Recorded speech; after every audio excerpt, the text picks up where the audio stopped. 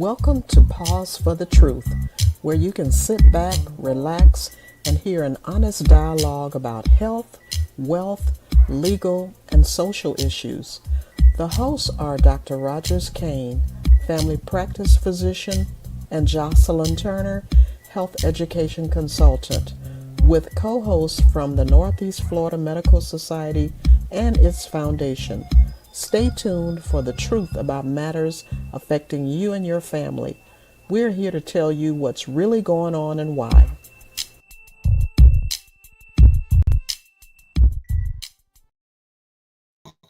Good evening and welcome to Pause for the Truth. I'm so excited. If for no other reason, we have a new look on Pause for the Truth. I asked Tyrone, he said that the system did an upgrade. I asked him if it's going to make me look younger, Dr. Kane, but no luck.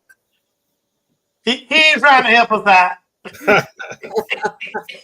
So we have an exciting evening. We don't do this often, but when we do, we get excited about it. And although we think we're experts in our own rights and our own minds, in some respect we are. But tonight, our wizard, our technology wizard, is he's going to be our guest tonight. So we tease about him coming from behind the scene, but he is actually the scene tonight. So I'm going to first start by acknowledging my co-host, Dr. Rogers Kane. How are you doing this evening, Dr. Kane? I'm doing well. I'm coming from behind the scenes tonight since Tyrone is replacing me. Yeah, I don't feel bad because I can't touch it with this subject matter, but I will have questions like he does. I know it. I tell you what, the topic that we're talking about tonight. Someone asked me recently, Dr. Kane, before we bring Tyrone in. They asked, "What's your podcast about?" Because I talked about we have a podcast, and they said what it's about, and I tell them. So if you're new to the show and wonder why we got started or when during the pandemic, and we all remember when that happened. Yes. We started the podcast because we wanted to help dispel myths about COVID-19 and of course the vaccine when that evolved. And we were just so passionate about assuring that the community in which we live in, and that's not just here in Northeast Florida, but our family and friends near and far, we wanted to make sure that we were touching bases, sharing knowledge and information because it was important. People needed to stay connected, and this was our way of contributing to the connectivity wheel, if you will, and staying in communication not only with our family and friends, but with the general public, bringing in health experts. But we decided that we wanted to expand and talk more about not just about health, but also matters related to legal and social justice issues. But when we talk about health, it encompasses so much, right? And Dr. Kane, we have our meeting sidebar, and the beauty of our little trio here is that all of us contribute something. My background is I'm a health educator, and of course, Dr. Kane is a family practice physician, and the wizard behind the functionality of the podcast, of course, is our technology expert, and that is Tyrone Jackson, who's going to talk about all things related to technology tonight. Not all things, but we're going to touch on some things. And by the way, if you are a person who says you're not technologically savvy or that's not really your thing, well, folks, you need to get up on technology, because no matter how far you think you are behind, there's some new technology that's already been created. And we want to make sure that you are aware of it, and that you get as much information as you can in order to be able to navigate life, right, Dr. Kane? Because so many primary care physicians or other doctors are encouraging you to use your patient portal to manage your health. So that's what we're talking about tonight. We're talking about technology. Dr. Kane, how excited are you to talk about tonight's podcast? I'm very excited because a couple of things that you did mention, I mean, you hit the nail on the head quite a bit, that technology is be quite frank with you, when it comes to medicine, as we see it, I'm just talking about the general topic of medicine, technology and artificial intelligence are going to be the key performers coming up in our future years. You're correct. We started this this whole educational process, is what I call it. Started this whole educational process because there was a need when it came down to COVID and people not knowing what was going on with COVID or what COVID meant, and so on and so on. I analogize where we're at right now with AI and technology along the same line. A lot of people don't know. It's coming at them just like COVID did, full force. It's not hesitating, in terms of presenting itself to society.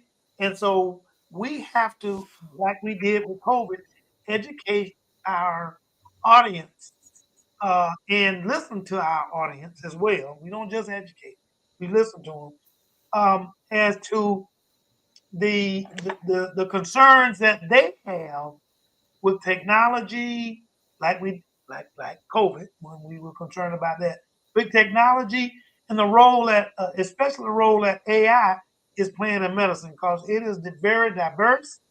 It is sometimes scary, but it can be very, very useful when used in the right way, which is the key to what I'm discussing, which is used in the right way. So, but Yeah. I'm not going to hold up our discussion any longer. So you guys are ready to rock and roll. Yeah, so tonight thank you, Dr. Kane. Tonight we're talking about then and now, the evolution of society's most impactful technologies. And as I mentioned, drum roll, where our special guest is Tyrone Jackson. Tyrone, welcome. And I'd like for you to start out because you don't talk much, definitely not about yourself. None of us do actually, other than Dr. Kane, of course, because we use him. No, and I say that respectfully because we use Dr. Kane and tap into his knowledge as a primary physician so often during the podcast, depending upon the topic. But tell our audience who don't know who you are, tell them a little bit about yourself and your business and why you came from behind the scenes, and so they can get an understanding of why you came from behind the scenes to help us with this topic tonight. And why you do what you do. All righty. Well, thanks first of all for having me behind the scenes. But I will start by saying it's always a pleasure to be in the scene. We jokingly say behind the scene, but the design and the creation and the topics of this show is a collaboration. So anyone who's listening, I want you to understand that that's an affectionate conversation between us. From the very beginning, we all have had equal input into the subject matter. We wanted to reach out to our community and to be able to spread good information, good knowledge about what was going on. And then as we've grown, we've had an opportunity to do that in so many different areas. We started off with health, but when you look at health in an African American community, there are so many other things that play a pivotal role in our overall health. Mm-hmm. So we decided to go into some of those things. Now, for anyone who knows me, I am a humble individual from a small African American community who had the pleasure and the benefit of going to school on a basketball scholarship. My friends often joke, say, you're the only person I know that played basketball on a scholarship and doesn't even watch basketball today. So I've always been a geek at heart. I tell the story that when I went to college, Kansas State University in 1983, I was watching TV. For some of you, you'll know what I mean. For some of your audience, you will not. I was watching QVC.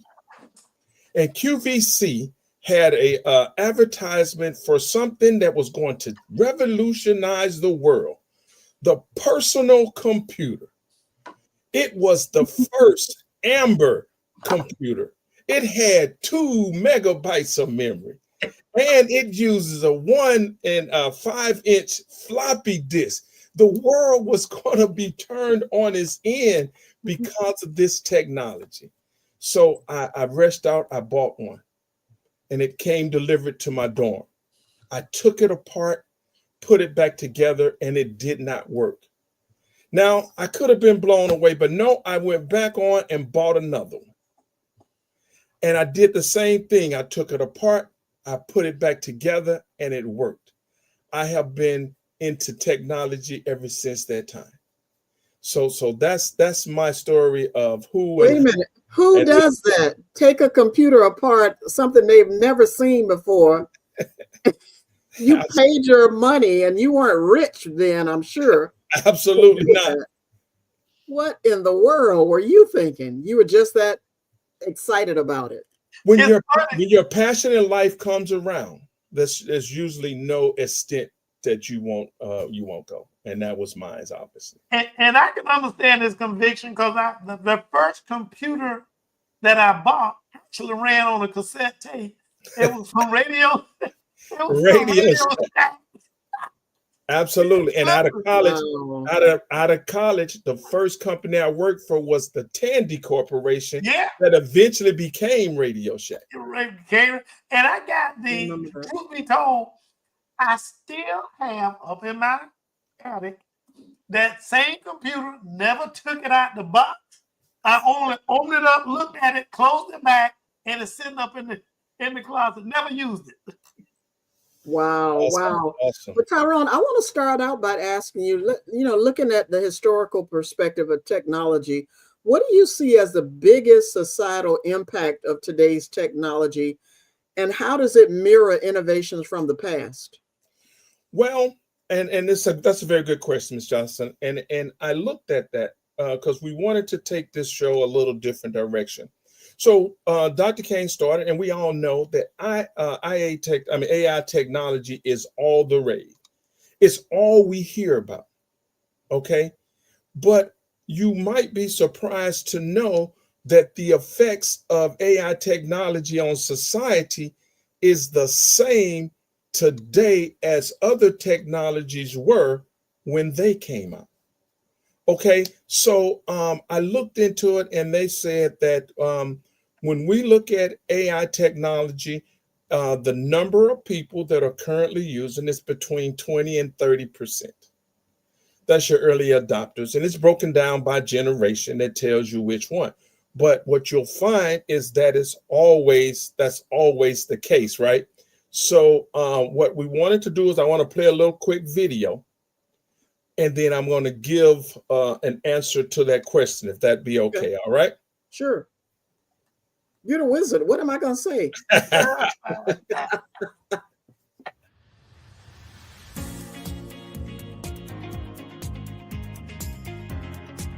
You need to hear this if you're a tech enthusiast. Welcome to Pause for the Truth Annual Technology Podcast. Today is December 10th, 2024, and we will take a look at technology then and now, from the mechanical marvels of the past to the digital wonders of today.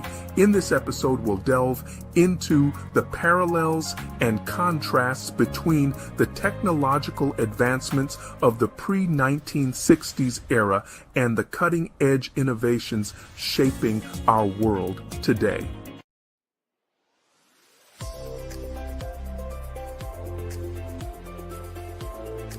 We'll start by examining two foundational technologies, the printing press and artificial intelligence, how the printing press democratized knowledge, similar to AI's potential to democratize information and problem solving, the ethical implications of AI, mirroring the debates around the spread of information and the potential for misuse of the printing press. The printing press was revolutionary in its time, making books accessible to the masses and enabling the spread of new ideas. It was a catalyst for change, much like how AI is today. AI has the potential to transform industries and solve complex problems, but it also raises ethical questions. Just as the printing press had the power to spread misinformation, AI must be developed and used responsibly to avoid misuse.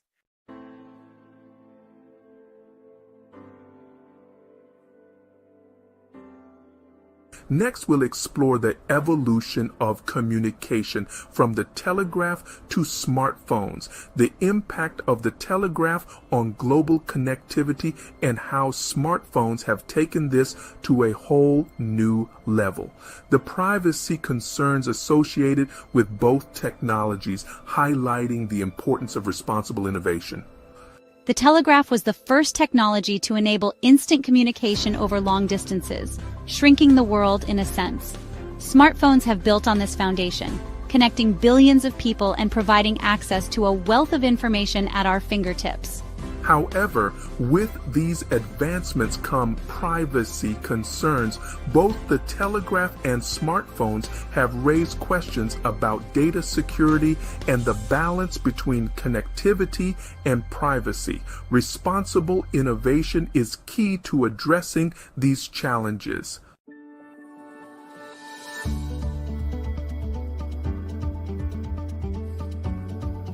We'll shift our focus to the energy revolution, from the steam engine to electric vehicles.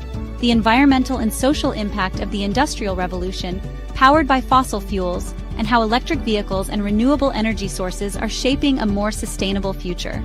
The challenges and opportunities of energy storage and distribution, drawing parallels to the early days of electricity.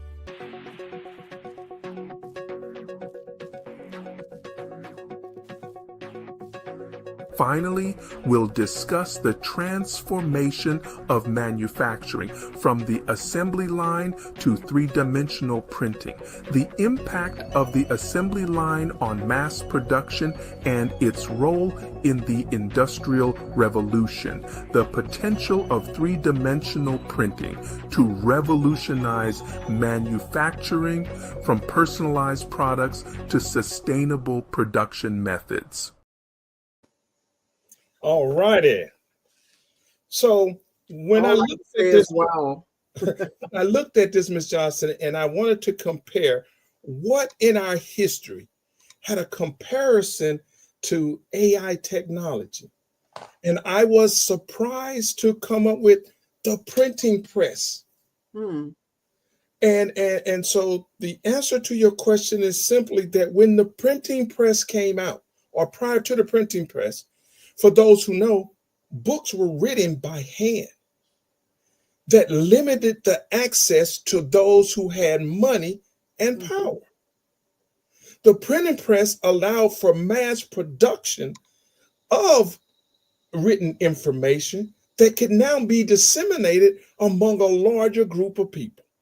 Well, let's look at AI. What does AI technology do?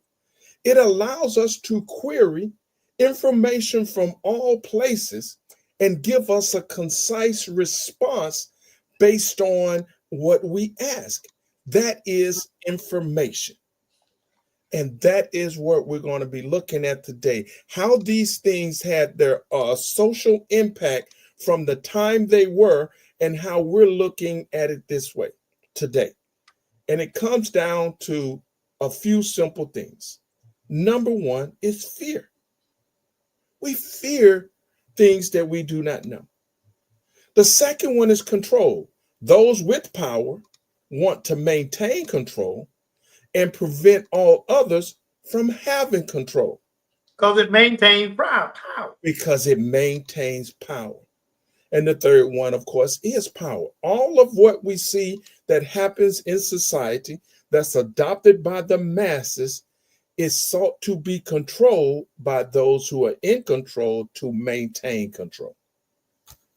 Wow. So Tyrone, I mean, I remember when I first found out about AI, I used to hear about it and I didn't really understand what it meant. I mean, and so I started having conversations with Dr. Kane about it. And I tell you what, I'm hooked on it, and I'm sure I have just touched the surface of it. And but I want to ask you, just moving right along, when we talk about historical perspective, in your opinion, is today's pace of technological change faster, or does it just feel faster compared to historical innovations? It feels faster. It feels faster because we have greater mechanisms for spreading information now. Okay, so not only will it be on the news, it'll be on your social media, it'll be on the internet, it'll be all these places.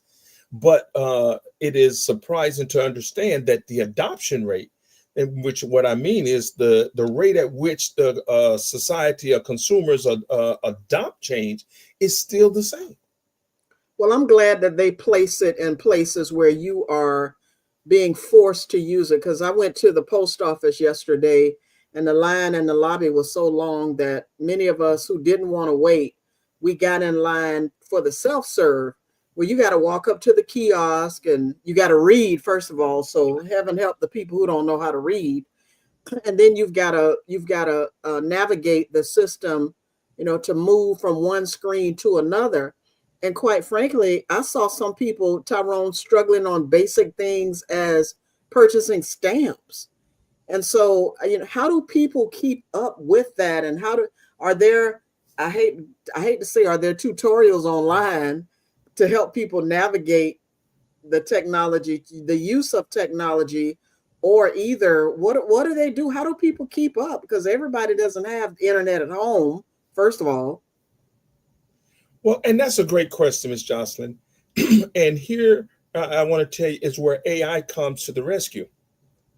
Mm-hmm. In your scenario, you said that there were some who were having challenges. Mm-hmm. And you also said, we have sympathy for those who are not able to read. Mm-hmm. Mm-hmm. But the kiosk that you were using, it has not fully integrated with AI. Because once it becomes fully integrated with AI, a person can step to it, tell it what they want it to do, and then not be able to read anything. Gotcha. Okay, so as technology grows, its ability to adapt to a wider range, a wider variety of individuals is built into itself. Yeah, that makes sense, because I know my mom, she just turned 87 yesterday. Yay.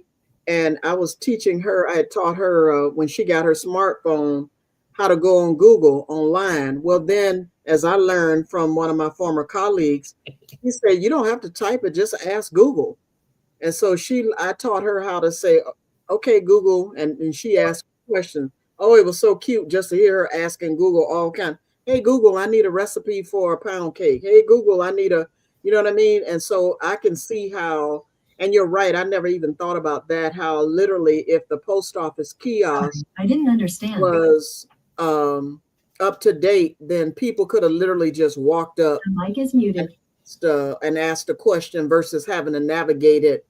I'm going to call it, Tyrone, I won't say the old fashioned way, but the way that is a step behind than where technology is today. What can people do though, Tyrone, to keep, if you had to give some advice, and I might be going a little ahead of the game, so slow me down. I'm just getting excited.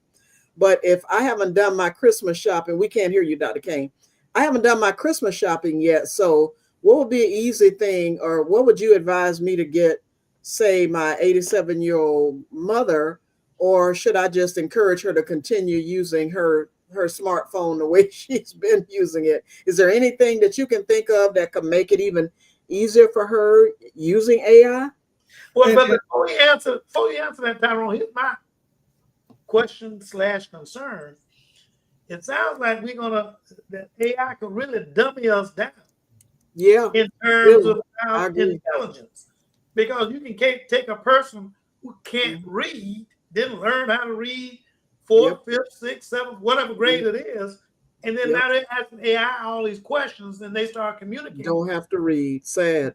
And don't have to read, but if they lose the ability to contact AI, don't give a damn if it's a power shortage, whatever it might be, they can't carry on that discussion. And that discussion may be very critical as it relates to the survival of whomever it is participating in the discussion. So I just want to throw that out there so that when you address it, the potential pitfalls with whatever we get our relatives, so that we don't try to dumb them down. And you look at kids these days, some of them can't even write cursive. That's a whole other subject. For another day.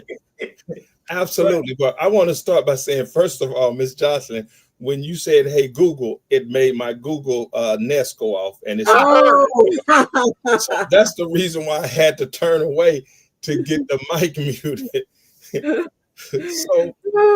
So it is the question is a part of the consideration for technology, and it always is.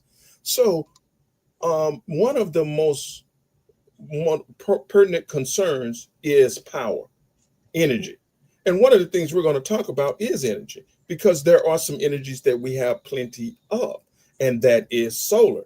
So what if I were to tell you, for your concern, your question, Dr. Kane, that as we look at the next generation of AI technology, it is going to be embedded with solar technology that then prevents the need and requirement for the same type of battery. So should the power go out, then what happens? There it's going to be running on solar anyway. So therefore, it's going to limit those situations. There's also one other catalyst to that, Dr. Kane, and that is that the age group where we see the highest rate of hesitance to adopt is slowly getting at that age, and we'll be seeing their passing. And so the technology, as it grows, it's going to gear toward more people in the Generation X, Generation Z. Us baby boomers are at the tail end of it, and the Generation Y before us, they're totally going to be out of. That really sounds great, Tyrone. You're trying to say that we're going to die out before we get a chance to use AI worth anything. Absolutely. I'm trying to say it in as politically correct as possible. but I tell you what I thought about, Tyrone, as you were talking, the recent in the news when the longshoremen were having some concerns about technology taking over their jobs. And so that's the thing that I think about when you talk about the innovation or evolution of technology.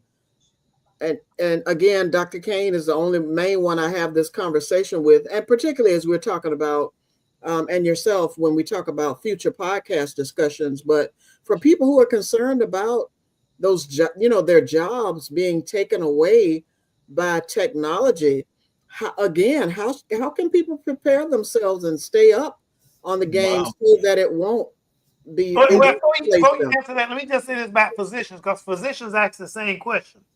And so you can illuminate on the whatever consequences that it may cause.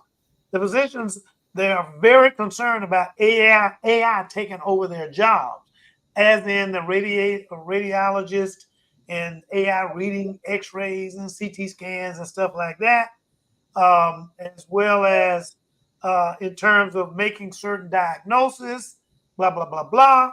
And so they're all concerned about, they have the fear of AI taking over their jobs, and which will fall into whatever your answer is going to be, Tyrone. So go ahead and tell me what I'm supposed to tell them when they ask them. Well, and that's the reason why we're comparing then and now. See, throughout our history, there have been those kind of concerns as to the loss of jobs.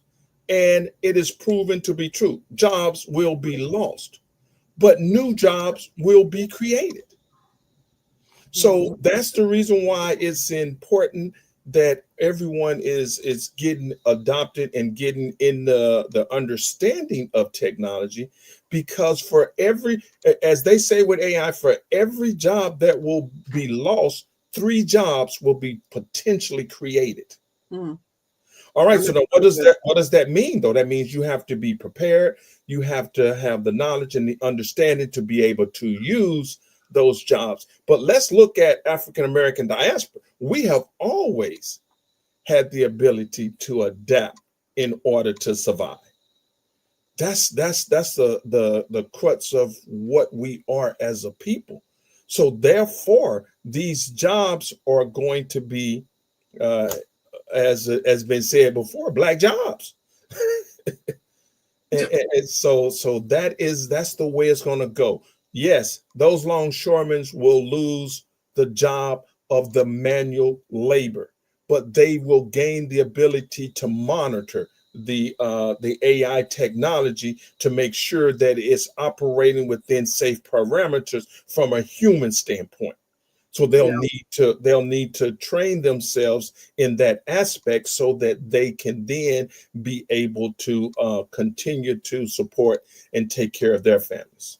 And that's why I was wondering, rather than waiting to show up at my job to learn new technology, is there anything that I could do at home, or better yet, as I mentioned, as I'm doing my Christmas shopping for my relatives, maybe, what gadgets should I consider purchasing them to help them prepare for these technology changes, recognizing that it's obviously not going to be the exact things that are used on their jobs, but at least it'll stimulate their mindsets to start, those everyday gadgets, for example, that we use. Before the podcast, we were talking about those dash cams. Who would have thought about buying a dash cam for your car? However, and I think about as something comparable to that, who would have thought 15 years ago that our phone cameras would be so popular, right? And so now dash cameras are getting equally as popular because of auto accidents. So that's really why I want to put it out there with people, like, stay up on, those new products that are out there. Something I saw as you were talking, I saw a commercial. Oh gosh, it slipped my mind, on television the other day, about some new technological advancement. And I tell you what, I just have friends, by the way, and people that I know who say that they don't like being forced to go online and to access their medical charts, their medical records. And some of them, quite frankly, just feel intimidated, if you will, about using the online systems. So what can people do to help become more comfortable with, I guess they just have to go to the local junior college or wherever and find some type of computer training to get more knowledgeable or become more familiar with even the keyboard or whatever. Tyrone. It's a lot more simple than that, Ms. Johnson. Oh, okay. Good. And the basic concept or the basic ideal is usage breeds familiarity. True. So your question of how do you help someone to become more accustomed to this new tech or literate is to, when you're in a supportive role, is you sit with them and you help them by going through it. Yeah, that's what I did with my mother. And then the repetitive nature of it.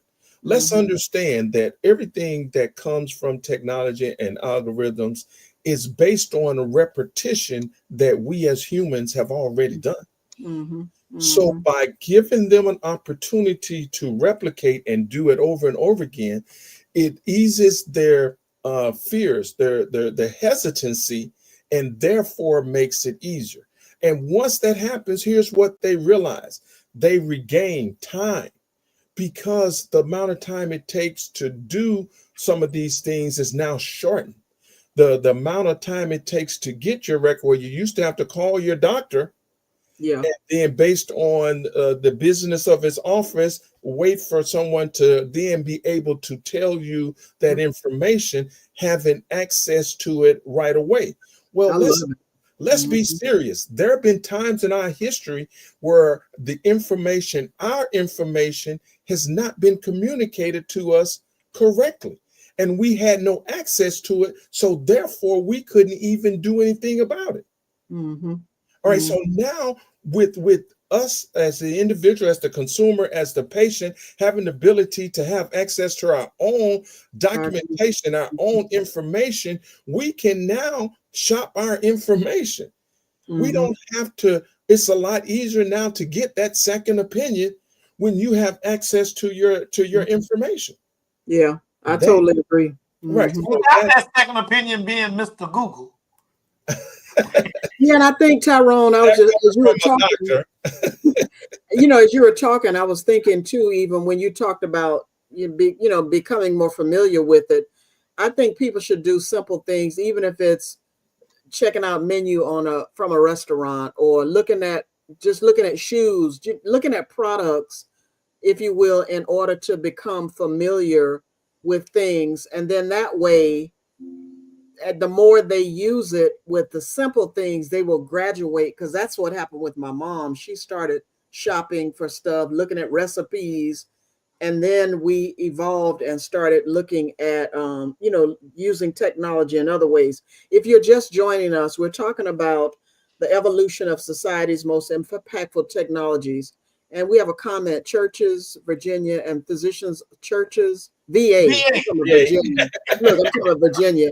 After I said it, I realized that churches, VA, and physicians' offices are great resources for seniors to receive basic foundational technology training. Thank you, Maria Griffin, for that, because who knew? I mean, I didn't know. I just know. And one thing Tyrone said too, though, that's when we have to reach back and help, right? Like I said, I helped my mother and, talk to folks, help them. And by the way, sometimes it's not just elderly people, it's your peers who are not comfortable with accessing technology.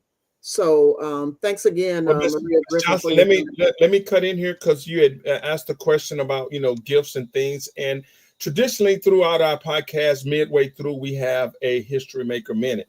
And because we decided to go a little bit different on the show topic for Technology Day, but I did put together a little video with regards to top gifts for people to be looking at. So if this your point in time is okay with everyone, I'll go ahead and play that. Cool. What's up, everybody? It's Tyrone, and welcome back to Pause for the Truth Midway Min. We're just a few weeks out from Christmas, so we're switching gears to talk about the best tech gifts this year. From smartwatches to noise-canceling headphones to the latest gaming gadgets, we've compiled a list of the 10 hottest tech gifts for 2024. So grab your eggnog, settle in, and let's unwrap some tech. First up, we're starting with a classic, the Apple Watch Series 9. The Series 9 is sleek, stylish, and packed with advanced health and fitness tracking features, heart rate monitoring, sleep tracking, blood oxygen levels. It's like a mini health clinic on your wrist. It integrates with all your Apple devices, so you can take calls, reply to texts, control music, and make payments. If you're looking for a gift that's both stylish and functional, the Apple Watch Series 9 is a solid choice. Next up, we've got something for all the coffee and tea lovers out there. The Ember Mug 2 uses temperature control technology to keep your beverage at your ideal drinking temperature. No more lukewarm coffee or rushing to finish your tea before it gets cold. You can control it all from an app on your phone. Set your desired temperature and receive notifications. It's the perfect gift for anyone who appreciates the little luxuries in life. Now let's talk about sleep. The 8 Sleep Pod. ProCover is a smart cover that uses AI to track sleep patterns, adjust temperature, and wake you up. It learns your sleep preferences and creates a personalized sleep environment. If you're shopping for someone who values sleep, this could be a game changer. Nobody likes tangled cords. The foldable Qi 2 stand powers your phone wirelessly, folds flat for travel, and props up your phone for video calls. It's compatible with many smartphones and has a sleek, minimalist design. Plus, it's affordable, making it a great stocking stuffer or Secret Santa gift. We've all been there, that heart-stopping moment when you can't find your external hard drive. With the Find My Passport hard drive, those days are over. It offers tons of storage space and built-in location tracking.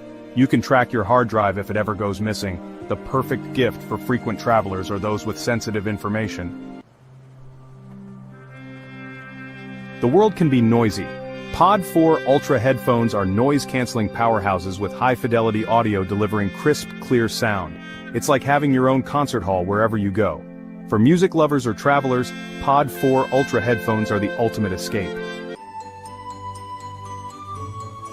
Forget everything you thought you knew about projectors, because the Cosmos 4K SE is here to change the game. This compact projector turns any surface into a stunning 4K display, perfect for movies, gaming, or presentations. It's incredibly easy to use, connects to all your devices wirelessly, and delivers stunning visuals. It's the perfect gift for anyone who loves to entertain or wants to elevate their viewing experience. We're all about that personalized tech experience, and the Lark M2 earbuds take things to a new level. These earbuds use AI to learn your preferences and adapt the audio in real time. They also offer real-time language translation. The Lark M2s are perfect for music lovers, travelers, and anyone wanting the latest in audio tech. Alright gamers, this one's for you. The Asus ROG Ally X is a portable gaming PC that lets you play your favorite AAA titles anywhere.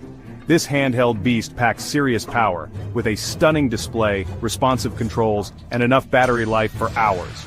Whether you're a hardcore gamer or just looking for a versatile gaming experience, the Ally X is a game changer. Dive into the world of virtual reality with the Meta Quest 3S. Improved graphics, a comfortable design, and a massive library of games and experiences, the Quest 3S is your gateway to immersive entertainment. Explore fantastical worlds, battle zombies, or hang out with friends in virtual reality. The Quest 3S is a great gift for gamers, tech enthusiasts, or anyone curious about VR. So there you have it, our top 10 tech gift picks for Christmas 2024. From smartwatches to VR headsets, there's something for everyone on your list. Just a glimpse into the amazing world of tech out there. As always, thanks for watching, and happy holidays. Wow. Tyrone, I was taking notes. I'm like, oh, I got to get that list from Tyrone because there are a couple of things, there are a couple of items that I'd like to purchase, some lucky ones. I won't say their name, what it is, because they may guess who they are. But OMG, the one I really like that stood out for me is that projector. Like, man, you can take that thing outside or whatever, you know, I mean, that's pretty amazing. But what it reminds me of when we talk about the evolution of technology, it reminds me of the movies, the projectors back in the day, but I'm sure it's a little bit different than that. Yeah, of course, smaller in size, greater casting through higher lumens, which means that you get a lot better picture. You notice it continued to say 4K. So no matter what surface you broadcast it on, you're going to get a very clear and crisp image, which is great. If you remember back in the day when you used to have those little cameras that you can play outside, the picture was grainy and it looked too bright. So a lot of, here's one of those things, AI technology has been incorporated in there that now looks at the ambient light in the room and make sure that the projector casts the right amount of light to produce that 4K video. So it's Bluetooth, you're connecting, it's Bluetooth connected that you have your movie or whatever, and it's both Bluetooth, Wi-Fi, and also you can plug in directly. Yeah, but I think about, you know, when you're having so many devices, because that's been my thing. I have so many devices connected to my Wi-Fi at the house that all of a sudden now it's interruptive and trying to keep the connectivity. I know what you're going to say. It's time to go to a new company. No, I'm not going to say that. I'm going to say behind the scenes, without your knowing, Wi-Fi has already been updated. Okay, so AI technology continues to grow in areas that we're not even aware of.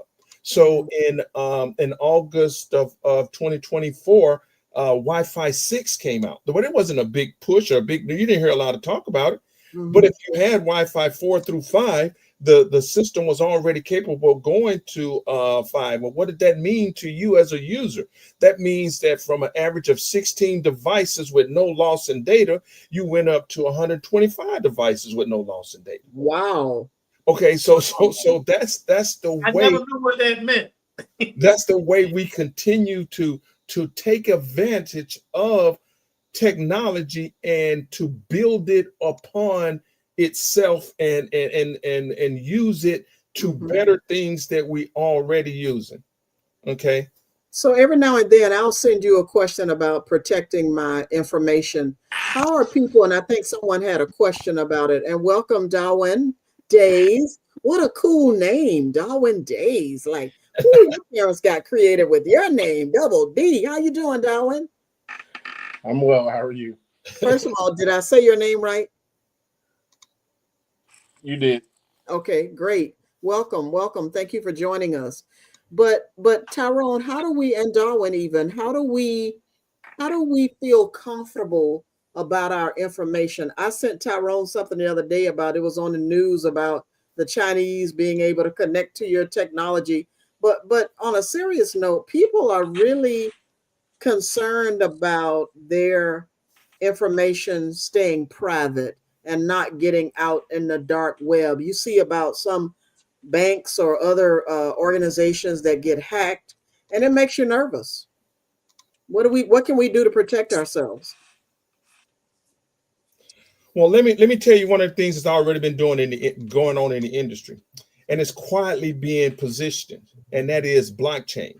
Now, most of us have heard about crypto, but the technology behind crypto is a blockchain technology.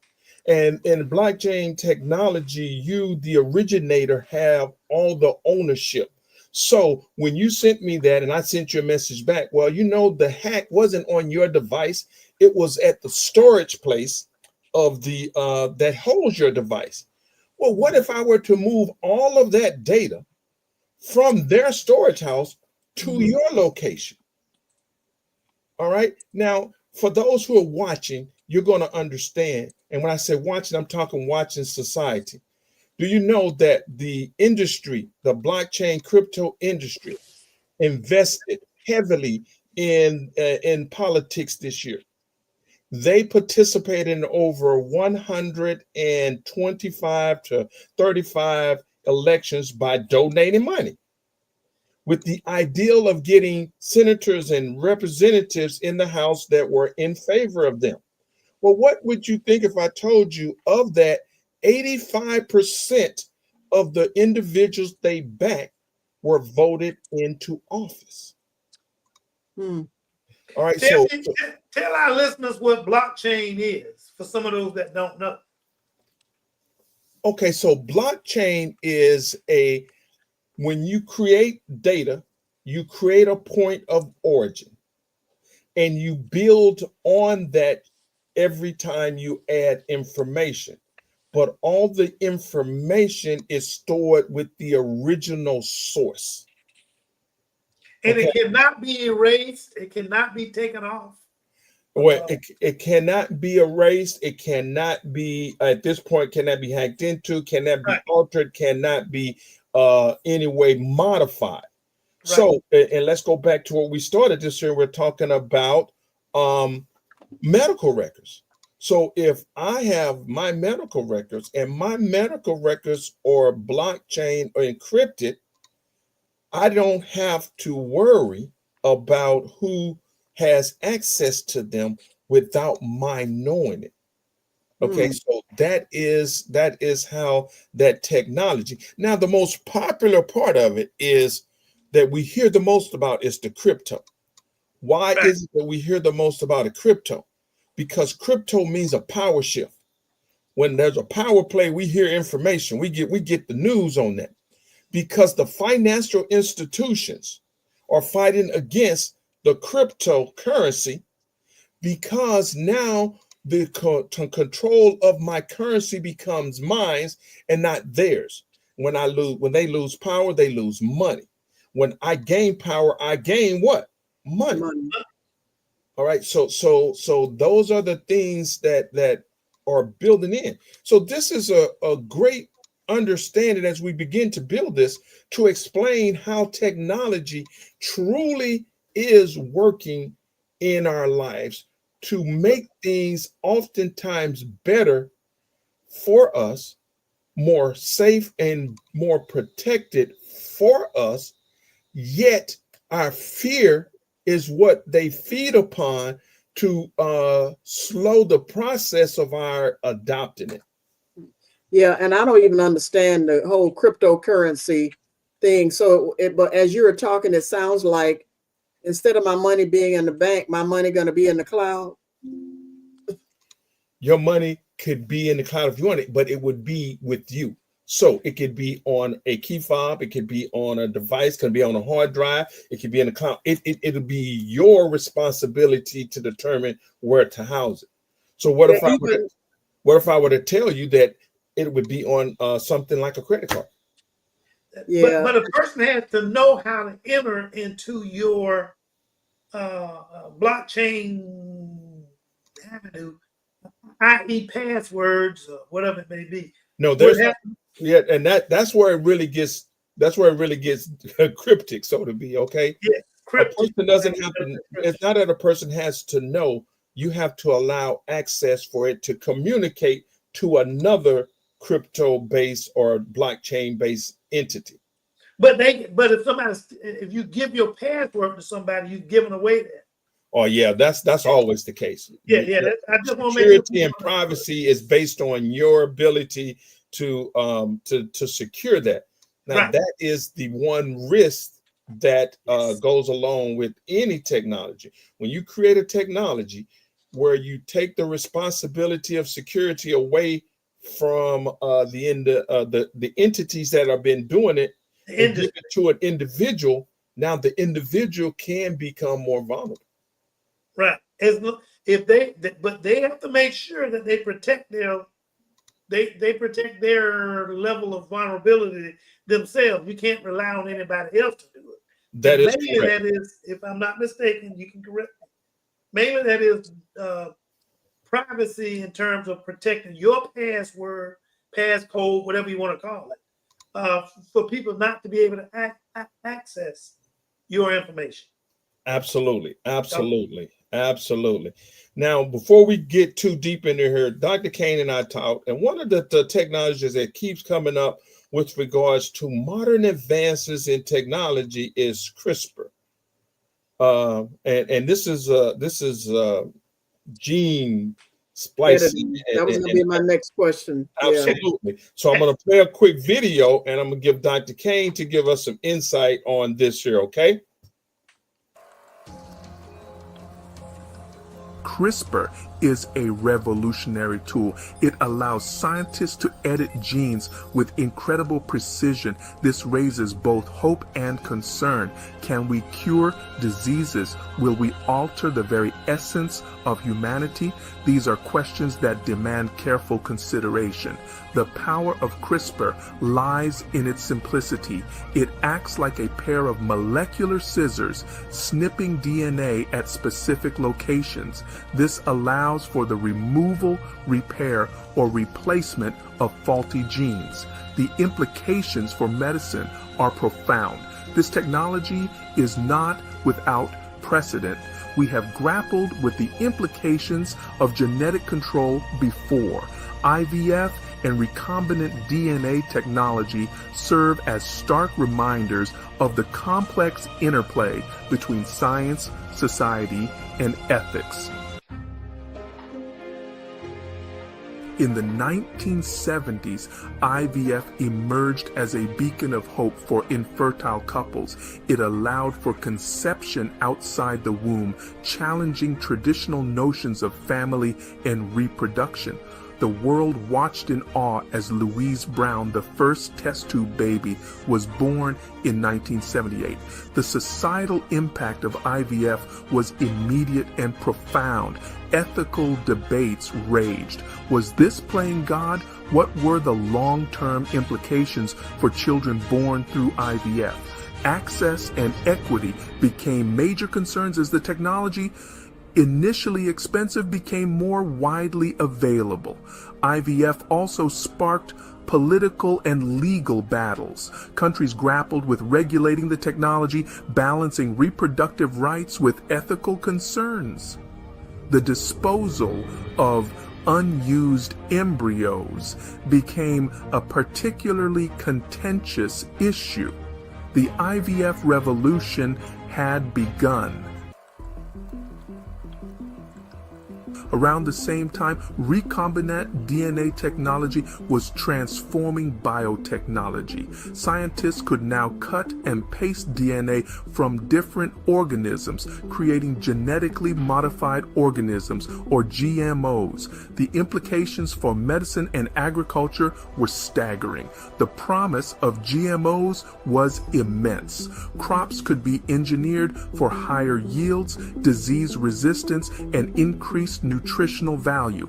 In medicine, the production of insulin by genetically modified bacteria revolutionized diabetes treatment. However, fear and distrust soon followed. Were GMOs safe for human consumption? What were the long-term environmental consequences? The specter of frankenfoods loomed large in the public imagination. CRISPR stands as the latest chapter in the ongoing story of genetic engineering. It builds upon the lessons learned from IVF and recombinant DNA technology. The parallels are striking. All three technologies grapple with the ethics of manipulating life, raising questions about unintended consequences and the distribution of benefits. CRISPR, like its predecessors, has triggered both excitement and trepidation. The potential to cure genetic diseases is undeniable. Yet, the prospect of designer babies and unforeseen ecological disruptions fuels anxieties. The ethical debates of the past echo in the present. The challenge before us is clear. We must harness the power of CRISPR responsibly, guided by ethical principles and a commitment to social justice. The future of our species may depend on it. That's Dr. Kane. I'm sorry. I was thinking about how people were. I see that as being good, and I see it as being concerning. Mm-hmm. The goodness, the good part about it that I think of as I have learned more about genetic testing and genetic counseling is that whole connection with cancer.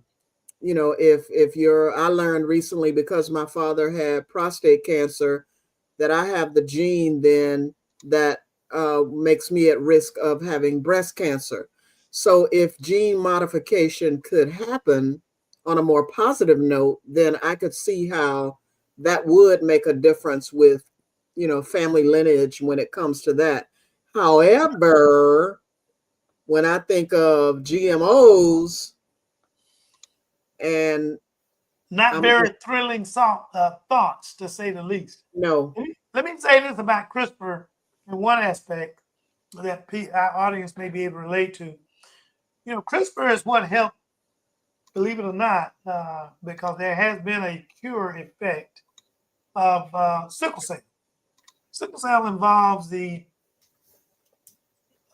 genetic mutation of one gene site, pretty much I think it's like the third amino acid on one of the hemoglobin molecules. And I'm sure my physician friends will be ready to correct me if that be the case. CRISPR is sickle cell. It occurs because you have one amino acid that's very water favorable being exchanged for another amino acid that's very oil favorable, and the two just don't match up, and it causes all kind of issues with the cell wall of the red blood cells that changes it from an egg shape or ellipsoid type presentation to one that's a banana. And of course, bananas, won't really flow well through the bloodstream. With that being said, there was a young lady that they decided to use CRISPR on, and they transferred that gene back to the original state, and she essentially was cured of sickle cell. Wow! So that's one of the benefits. And what you mentioned about the remake of insulin, in terms, before we used to get insulin from pigs and cows, and none of us are pigs and cows, even though some of us eat like pigs. Hey, no name calling. But from pigs and cows. And so we quickly develop a resistance to the action of insulin that was given, that was taken from pigs and cows. When we decided to use CRISPR and other things, and other mechanisms by which to make insulin, we basically made it in a cell, put it in one of these dreaded bacteria that you guys have heard of before called E. coli. But in this case, E. coli was useful because we transferred that genetic information in terms of making insulin, for lack of a better description in a short, keeping it simple. We did put that genetic information as to how to make insulin in that cell. And so now it makes this kind of a neutral insulin that we're not making antibodies to. And that's why it's so effective compared to your our mothers and fathers' generation of insulin. Why it's so effective? Because the body does not make antibodies to it like it did before. So it is very, very useful. And that's just a quick, brief example of places that it can be used that maybe the audience can relate to. And as you guys said, the downside is using it for evil. Getting out there and genetically modified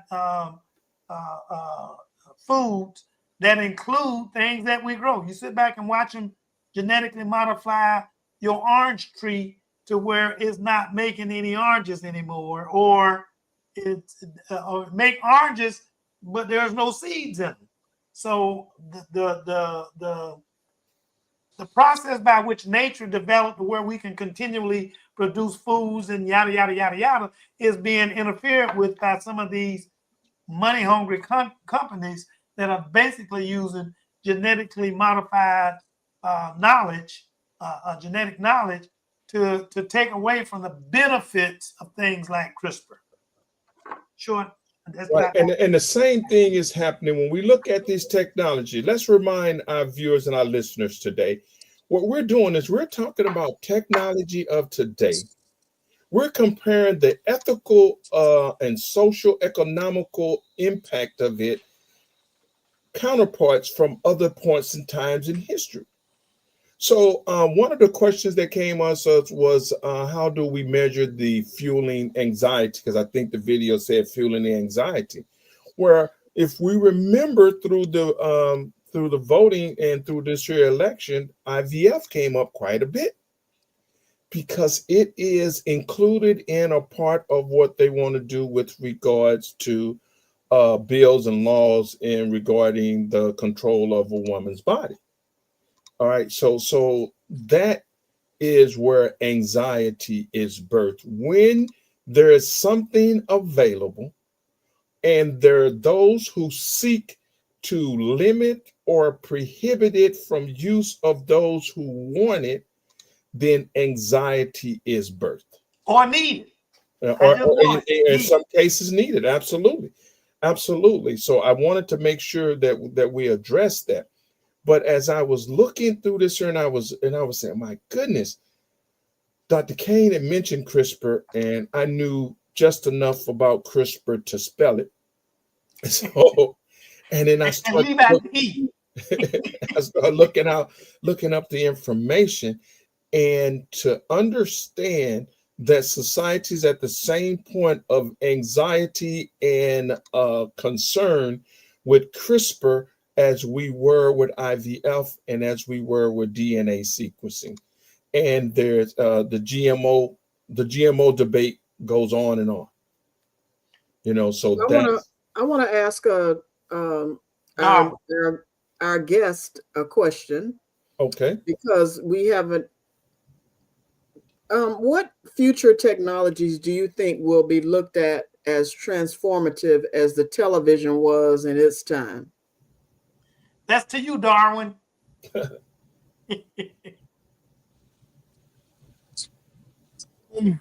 mean, I think one of the biggest things is now is like Tyrone saying is blockchain and anything around security.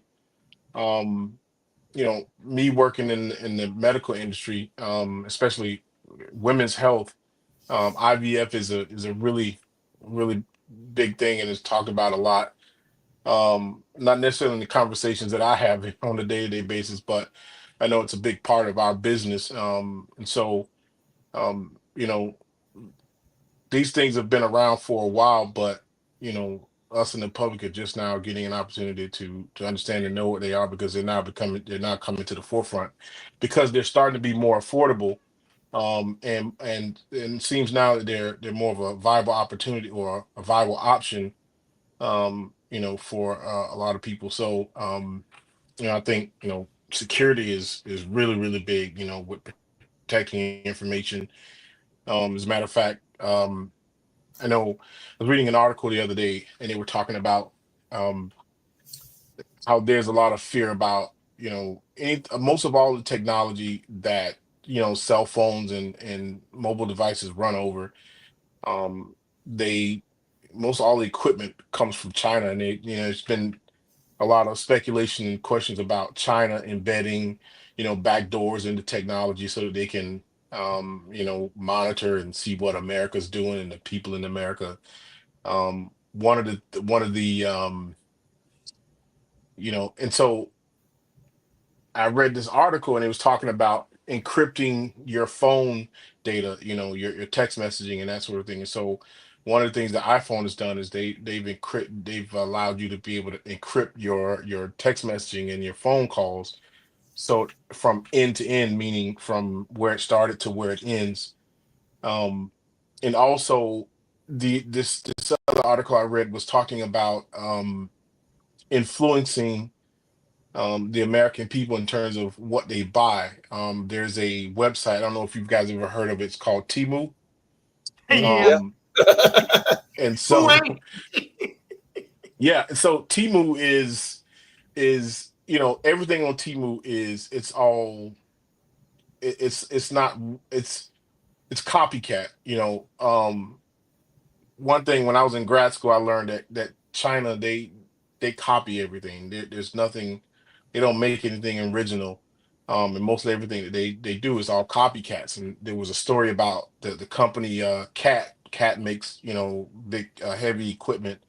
And we did a Mhm. study about a Chinese company bought every piece of equipment that Caterpillar makes, and they took it back to China. They took it apart, and they built their own company based off of technology. And I forget the name of the company, but it's a full functioning operating company now, and they sell it at much cheaper prices. So, and Temu is no different. You can buy almost anything from Temu, and it's just a complete replica of um It's whatever imitation. Everything, right, whatever everything. that product is. And so what it does is, it because we as consumers, we want to get the better deal, so we figure, well, hey, you know what, this from Timo is better than the original, so I'm gonna buy this. And so that dilutes the market, and it affects the bottom line of these companies, and thereby affecting the employees, because they have to raise prices and to kind of compete, or lower prices to kind of compete, which means that the product itself is much it's not as it's the product is not as good as it would have been. So just you know like you guys were saying earlier about technology and being able to secure your information, and just watching out for companies like Temu, and understanding the technology behind it. And I think the biggest thing is people tend to just follow whatever they see online without doing their own research and Mhm. understanding what's going Mhm. on. And so to me, that's the biggest issue is you have to do your own research, because you can't listen to the politicians, and you can't listen to these companies. You have to do your own research, so you're much more aware, and you're very informed. So which and that tends to, if you're informed, then you tend to be more of I guess, an Yeah, more of an informative informed buyer versus consumer is, a A sheep yeah. going to disciplined user for yeah, sure. Yeah. I want to ask you a quick yeah, question versus a because sheep going to slaughter. right before we got on the podcast, I was watching Channel 4 News, and they were talking about switching to, I don't know, maybe it's not switching, using next gen, or I don't know what it was, whatever their new technology is. They said it was really just for people who don't have cable, and they use streaming or local TV or whatever, how can people get, like, some people just getting sick and tired of paying for cable, right? So how do Yeah. people get quality TV service without having to, not to knock the cable services, because I have cable, so I'm not knocking it, but for those people who can't afford it and just really want to have access to local TV, and again, they're just not knowledgeable of how to set things up. What do they need to do to connect what do they need to connect to their televisions in order to make them work? Well, it's kind of unbelievable that you asked that, because it's a simple answer, and that's to go old school. An antenna on your house.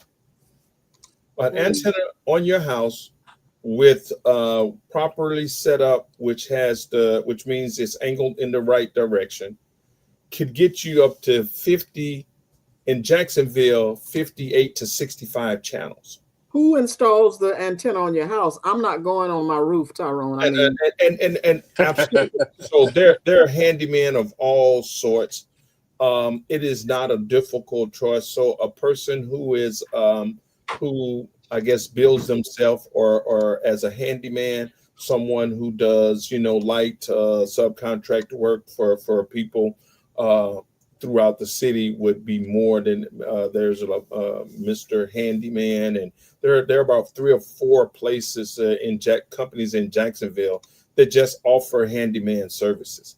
So that's one. is that what streaming is? Is that what it means when people No. So when cable became popular and streaming started to grow, the government, in its let's say questionable wisdom, decided that all these companies that offer TV service had to offer a digital airwave channel. All right, so these are channels so your local news has to have, even though it's digital, even though it's broadcasted on streaming and on TV, it has to push out a signal that is available at no cost, a digital airwave antenna. And that's the reason why. So like, I have antennas set on my home, and my wife, who watches a lot more TV than I do, she gets 55 channels to choose from. That's usually enough for her to find something to keep her entertained. So, and I've done this here for others as well. So that is Yeah, but when a storm comes, Tyrone, and you got an antenna on your house, what happens in that case? Well, I mean, of course, as a storm comes, then you're going to have it's going to limit your viewing, because the stations are going to be affected not only by the waving of the antenna, but the airways as well. But the newer antennas are set and created to be positioned in places that they're less obtrusive. One, they're more designed for a better visual look too. And we're in Florida, so they're also built to sustain a higher concentration of wind and things. I want to ask both of you a question. Thinking future focused.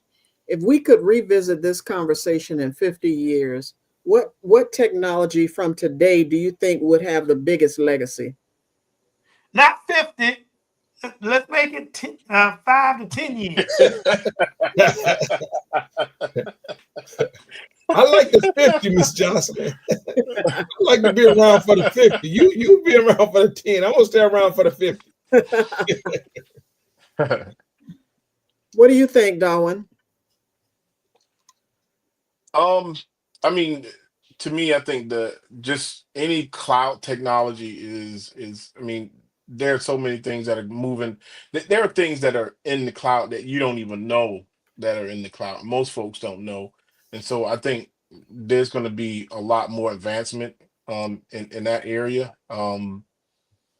And and also pretty soon, it's almost like this now. But if you don't have, there's some people that don't have access to the internet, and so for those folks, it's this way now, but they're going to be kind of left behind. But I think the everything, again, like I said, most people who are watching this, they all watch Netflix and I'm pretty sure Amazon and some of the other Hulu.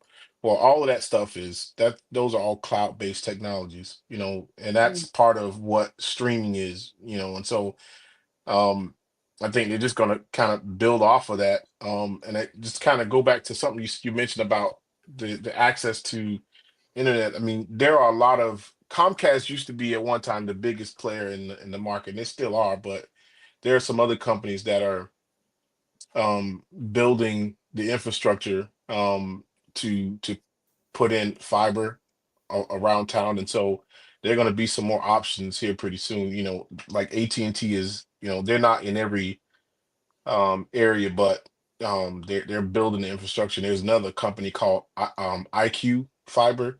They're also another player in the market. And so the thing is, Bluehost. Say again. There's another one called Bluehost as well. Yeah, absolutely.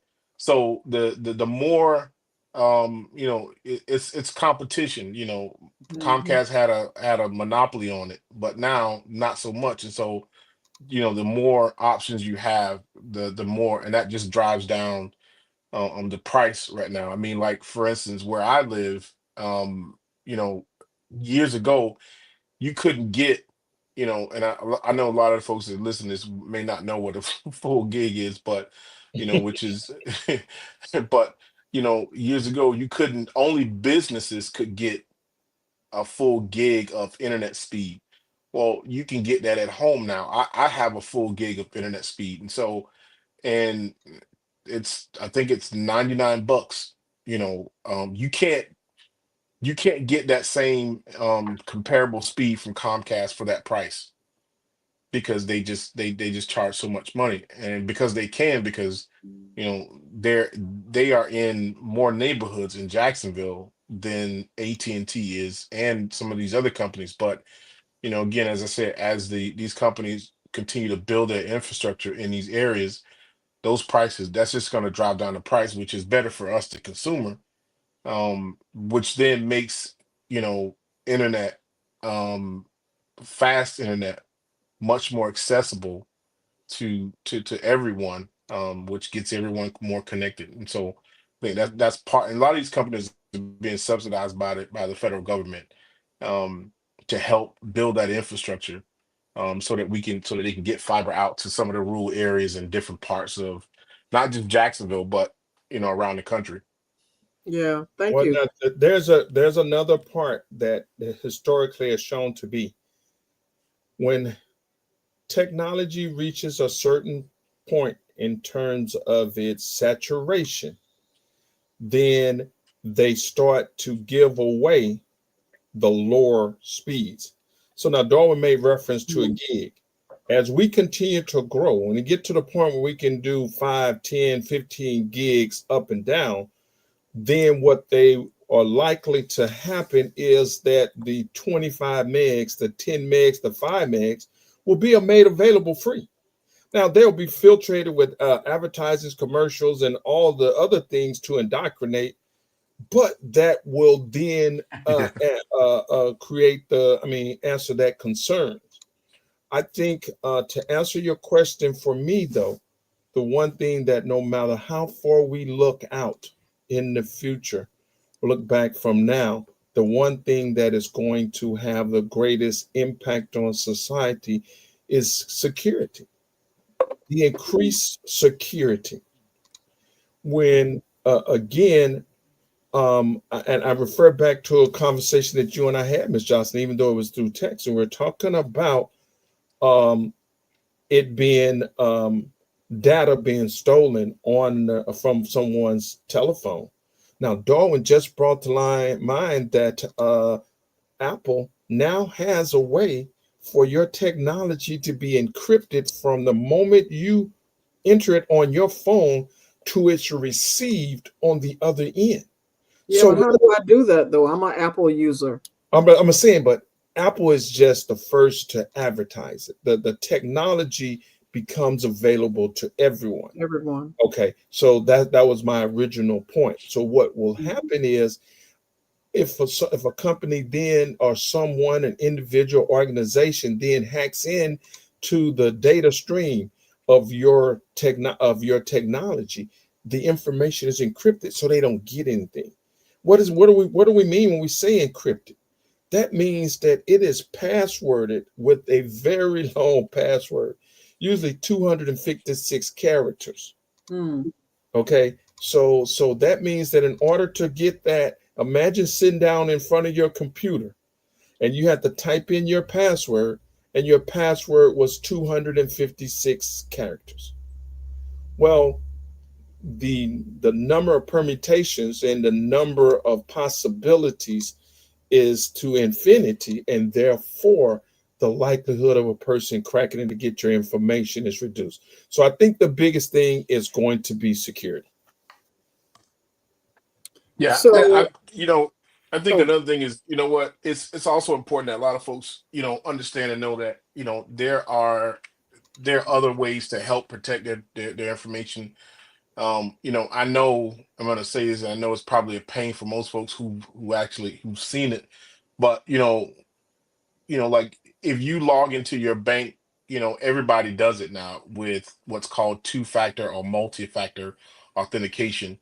And you should take advantage of that, and you shouldn't ever Turn it off. some banks, turn it off. Some banks won't let you, but some will, but you should never turn it off. You should always use it, because even if somebody was, because there's still some people out there whose passwords are 1, 2, Password. 3. As a matter of fact, some banks will let you use the sequential numbers like that. You have to mix it up a little bit, but people still use birthdays and addresses and that kind of thing. And so if anybody, with smart enough, they could probably figure some of this stuff out. But even if they could figure out your password, with with multi-factor or two-factor authentication, it still makes it difficult for them to access, because there is not just one level of authentication, but there's two or multiple levels of authentication. So security and your data is, you have to secure it. Sure. Well, like with all shows that we do here at Pause for the Truth, the time that we set aside is never enough. And when we're talking technology and its impact on society, we knew at the very beginning that an hour was going to be Not enough. wishful thinking. And then we've even exceeded that, and we're coming up on an hour. So I did want to kind of bring us to a close, because I think our audience, our viewers and our listeners have grown to kind of understand and appreciate that we do our very best to keep it to a short time. And I'm going to do this by just bringing up a couple of items that I had on the list that at another time we'll talk about, that's parallel in technology. Okay, so you'll hear a lot of conversation going on about electric vehicles and EU vehicles. Well, the steam engine and combustion engines had the same type of thought process. One of the big ones that I want everyone to listen for is quantum computing. We're not going to have enough time to even start talking about quantum computer, but let's just think about quantum computers in this way. There are computers today that have been asked questions, and it will take them 100 years to render the answer. With a quantum computer, that same question could be rendered in hours. Okay, so that right there just gives you a brief understanding. We've talked also about blockchain. We talked about robotics. We didn't get into robotics, but then robotics is in tune with the automation in the past, when we had the Industrial Revolution and we went to assembly lines and we created these automations. All these things are a part of technology that have roots in technology from the past and have the same fears and concerns to everyone. So I'm going to turn it back over to our gracious host, Miss Jocelyn, as she brings us to a close. And I guess she'll ask for us to give our final closing. Yeah, but I have to first make a comment when you talked about, because I did want to ask a question about those unmanned vehicles. I was watching Jimmy Kimmel one night, and he was playing a joke on his elderly aunt, and they went to pick her up, Aunt Tippy, and they went to pick her up, sent a car to pick her up to come to his show, and it was a unmanned vehicle. And when she got in and realized there was no driver, she was panicking. And I tell you what, I was telling someone we were talking about this tonight, and they were just saying that's one thing that they don't think they could ever get used to, getting in a vehicle and somebody is not driving, and that vehicle is turning corners, if it start going fast, and all kind of foolishness. So this is interesting. I actually didn't think that I could last an hour and a half talking about technology, because the more I've talked to Dr. Kane and Tyrone and now Darwin, the more I know about technology, but it can be overwhelming. And the one thing that I always think about when it comes to technology is my privacy. You get alerts saying watch out for fraud or whatever, and so it's just and I'm glad you mentioned the authentication process, Darwin, because I'm one of those people who bypass it. I don't want to go through all of that. I just want to go to it. And so thank you for the tip. I will make sure that I turn my authenticator back on. But it is at the end of the hour and a half in this case, as we've learned hopefully a lot about technology, and Tyrone will make that list available of those gadgets. If you've not done your Christmas shopping and want to give someone a toy, or even yourself. But we do like to give our guests an opportunity to share their final thoughts regarding tonight's topic. And Tyrone, I'm going to start with you, and I'm going to let Darwin close us out since he came on last, give him an idea of how we close out the show. So if you could give your final thoughts regarding tonight's topic, anything that we didn't talk about that you'd like to say before we end tonight's podcast. Right. There is so much that we didn't have enough chance to talk about. So I'm not going to spend much time on that. What I am going to do is to urge our viewers and our listeners to understand and appreciate that there is simply one path forward in the day of technology, as it was with technology of yesteryear. And that is to immerse yourself in it, to overcome your fears and your intrepidation, and to become familiar with it. How do you do that? By taking it slow and using it. By those who are familiar, to expose it to those loved ones in our life, giving them an opportunity to see and understand and appreciate the value in it. And I'm asking everyone, I always ask my friends and everyone to support technology, because technology, what it does is it empowers the individual. Right now, we live in a society that is controlled by those who have power. Well, there's only two real types of power. One is money, and the other is knowledge. And what technology seeks to do is to bring us on equal footing in the realm of technology and in knowledge, and therefore build our wealth. The more we know, the more power we have to make good thoughts and ideas and choices with regards to the spending of our money. So my final closing thoughts is that everyone step back for a minute, release their fears and their anxiety, and slow step into technology, one day, one look, one click, one step at a time. Thank you, Tyrone. Thank you. And you're right, not to be fearful, embrace it and start slow. And, because there are things that we never thought that we'd be using now that are everyday common items. So you're right. Thank you for that, for those words. Darwin, what about you? What are your final thoughts? I know you chimed in late, but nonetheless, you were great, gave some good input. What are your final thoughts regarding tonight's topic? Well, my friend, Mr. Jackson, he said it all. Yeah, I can just, second what Tyrone is saying.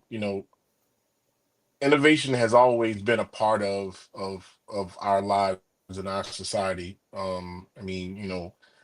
from going from the horse and carriage to car to planes. I mean, technology and innovation has always been a part of man, and so as man continue to evolve, um, there's always going to be things that we invent and come up with, and so I think, but I think we can all attest and attest to the fact that technology has made our lives easier, has made us more efficient.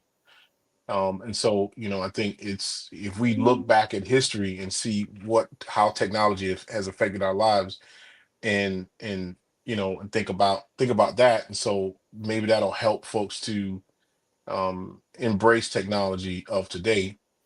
Kind of look at it like, this isn't gonna harm me, but I mean, it has potential, but this is definitely something that could make our lives more efficient. So yeah, I mean, from what Tyrone was saying, we just have to do your research, and if you don't understand it, just reach out to someone who may, like Tyrone or myself, and we could definitely help to explain some of it.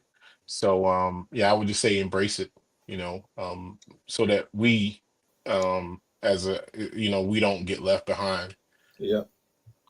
Yeah, as you were talking, I was thinking about the television. When you talk about the evolution, as we say, some people start calling it the pregnant TV, and then how it got to be so thin. No, I would never have imagined 20 years ago that TVs would be as thin as they are now. So, and that's a good example of something that we take for granted, right? That I would be able to pick a big 55-inch TV up and carry it from one part of the room to another, heck, from the store to my car. You know what I'm saying? So you're Yeah. right. We have to think about those simple things like a TV of yesteryear versus now. Thank you, Darwin. Dr. Kane, what are your final thoughts regarding tonight's topic? You know, about hanging on the wall. You've been lucky to find a 55-inch TV.